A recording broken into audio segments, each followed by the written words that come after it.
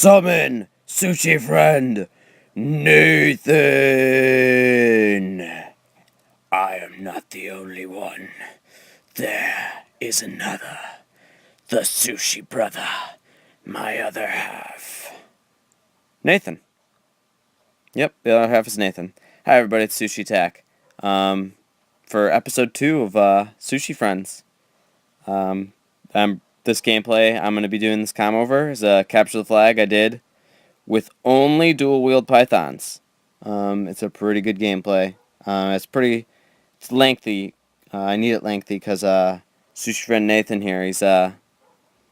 There's a lot to cover on him, to say the least. My friend Nathan, he's like a brother to me.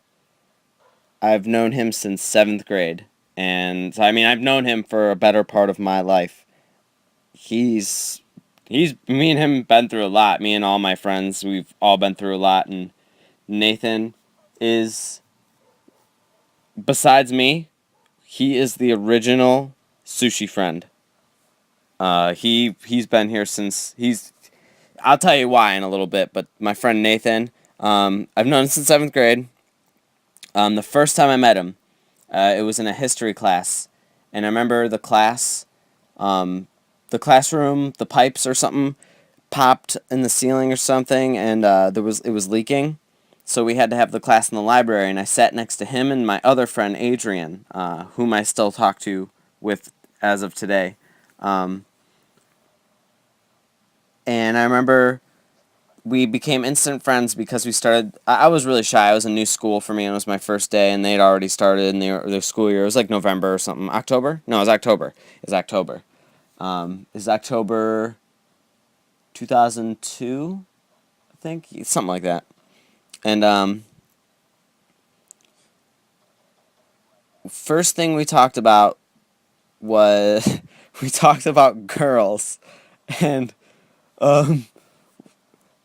guys who don't even know each other, we started talking about sex and girls, and this was 7th grade too. We just started talking about sex and girls, and we just started coming up with a bunch of like hypothetical questions for Nathan, like if he could have sex with a girl, because we were all virgins, we're all like friendless virgins.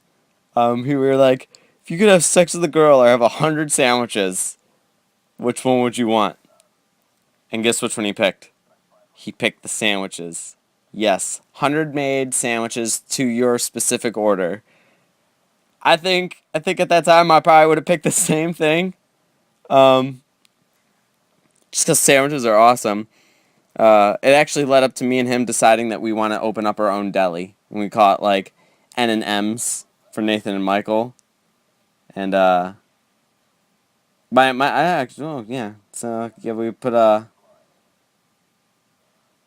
we'd make up our own deli and sell our deli meats and make sandwiches and stuff. And it's just something we talk about every now and then. I don't think we're actually gonna do it, but I think it'd be friggin' hilarious if we did. But we were always telling hypotheticals like that. He really likes video games. That's another thing about him. He actually trained me in Super Smash Brothers. We're pretty much equals. We found that out in Las Vegas a couple years back, playing some drunk Super Smash Brothers. He likes my ability. He says I should practice all the time. I don't, though. I'm always playing Call of Duty now. But actually, I'm going to tell you how Sushi Attack began, because he's the reason why it's around. Originally, me and him, we always hung out together with other friends. So, we never hung out alone, so we never really got to know each other on single personal levels like that. And we hung out one day, and we realized we were basically soulmates, I guess, and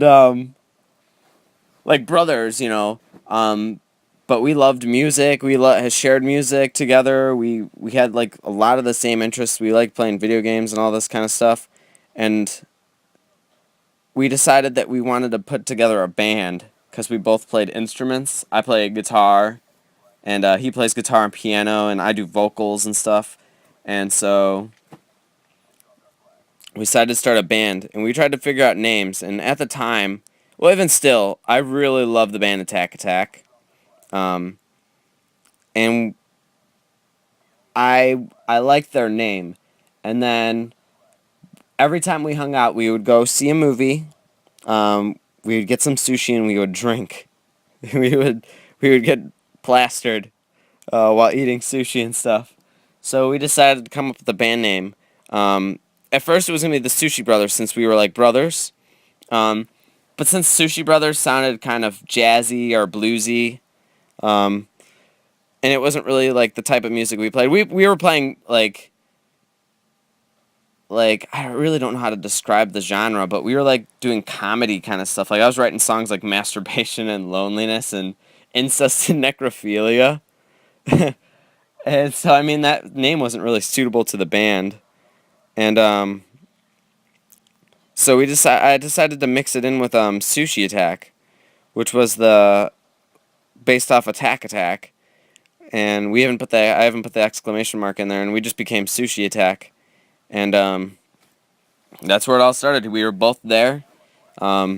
He's the other Sushi. One of us is Sushi, the other's Attack, and that's what we do. That's what we do. Um, but yeah, that's how it all started.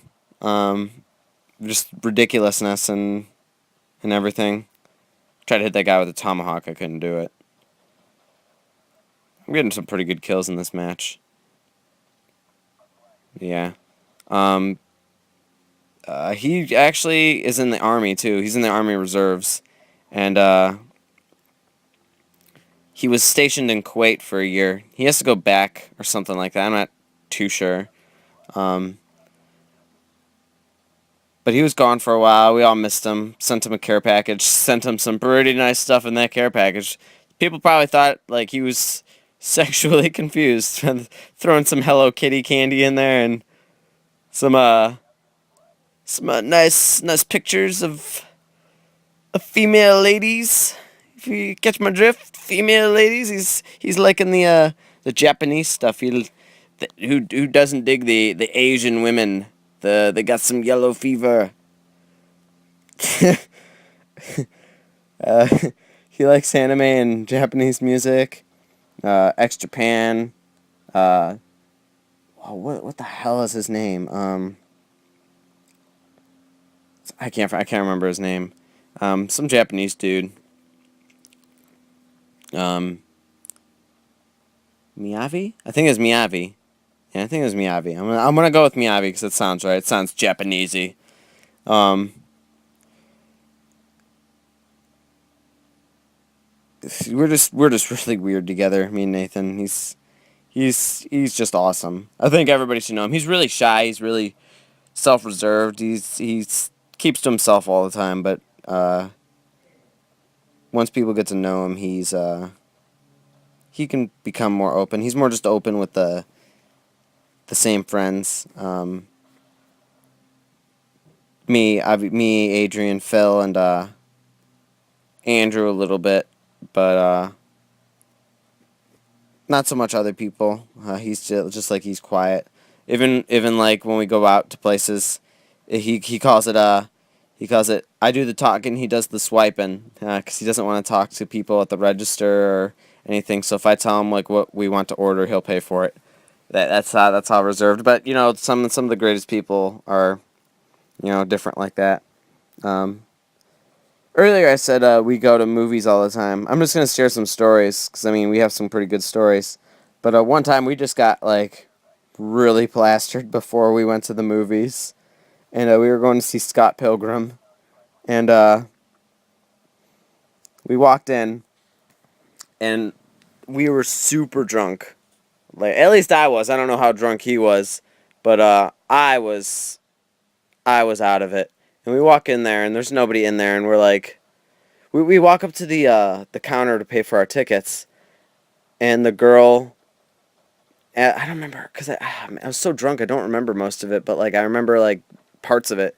She, like, asked us if, for what movie, and I was like, I kept asking him, like, what movie are we seeing? And I was like, I was falling down at the counter, and I kept staring at the girl's chest. It was so obvious. And I'm not sure if I said anything inappropriate, but I feel like I did. But she asked us what movie, and I said Scott Pilgrim. And she asked us if we were paying together, or if we were together. And I looked at him like, I don't know, are we together? And I like grabbed him, like, kind of sexually. And he just started laughing. And I could not stand up to like save my life. And I'm just like crawling on the counter here. I'm teabagging somebody. It was funny. And I'm just like laying on the counter waiting to get our tickets and paying. And another guy comes over and they're just like staring at us and they're laughing at us. I think they're mostly laughing at me because I don't even know what the hell I'm doing. And we get in the movie and we snuck in he snuck in some drinks and we brought him in there and started drinking while we were watching the movie. And I remember, I don't remember watching that movie. I remember it being like super weird that time because nothing was making sense. Nothing of that movie was making sense. Um, just overall craziness of being plastered and drunk and wanting to watch movies while under the influence of alcohol. Good times never start without it anyway, though. Um, I don't drink anymore, though, so I guess I'm always boring. At least I'm not boring. Everybody likes me. Shut up. Don't you contradict me. I see you there staring at the screen watching this video contradicting me. You stop it. You stop it, good sir. Yeah. This match is pretty much over, though. I might have to do a second part on him. I'm not sure what my score was. You can see it up there. I think I pull up the scoreboard. That was all with dual-wheeled pythons. I think I got 4 captures, though, with dual-wheeled pythons. That's pretty good. I'm all the way on top, and there's a bar in front of it. I can't see my score, but you see it. If you enjoyed this video, give it a like, favorite, subscribe, all that good jazz, and you'll be awesome forever. And you'll be granted immortality.